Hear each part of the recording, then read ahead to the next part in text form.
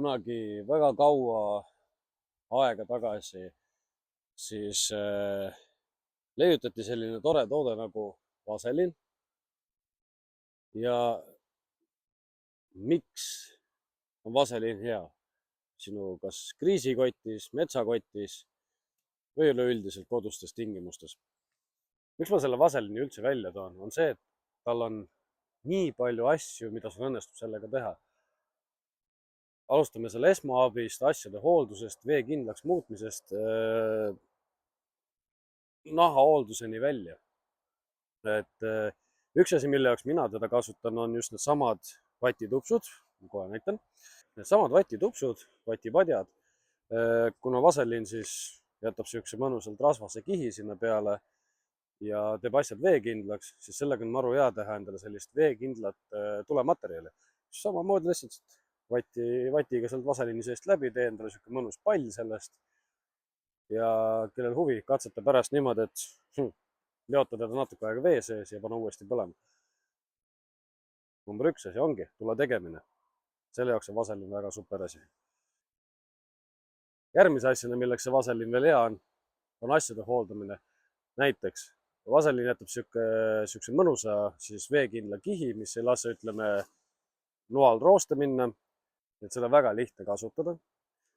Võta pisut näpu peale, määri oma nuga sellega kokku ja sul on siuke mõnus kaitsekiht peal. Ei lase roostetama minna. Hoiab noa ilusti puhtana. Ja ei tule näppude pealt maha. Mõistad? Paneme sisse tagasi. Ja noahooldus on valmis. Ma olen minema. Vaselini puhul on ka see, et kuna isegi esmaabitöötajad soovitavad sedasama asjandust, siis põletushaavad, igasugused muud haavad, millele oleks vaja siukest mõnusat kaitsvat kihti peale, siis vaselin on tõesti selle jaoks täiesti see õige asi. Samuti, mis ma tahaksin veel välja tuua, kui vaselini ei ole teatud asjade jaoks, siis meil on ka hügieenilised huulepulgad.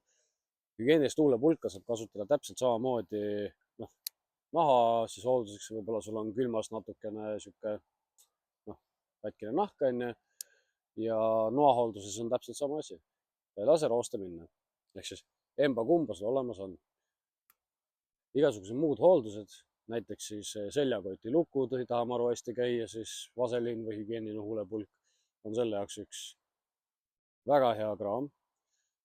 Talvisel ajal või siis ütleme siukse märja ilmaga sobib ka neid mõlemaid kasutada siis väga edukalt ka saabaste siis veekindlaks tegemise puhul. Vahepeal ei peagi siukest ülikallist saapa nahahooldusvahendit ostma, kui meil on võimalik ka tegelikult sellised odavamapoolsed vaselinid ja hügieenilised huulepulgad kuskilt endale soetada.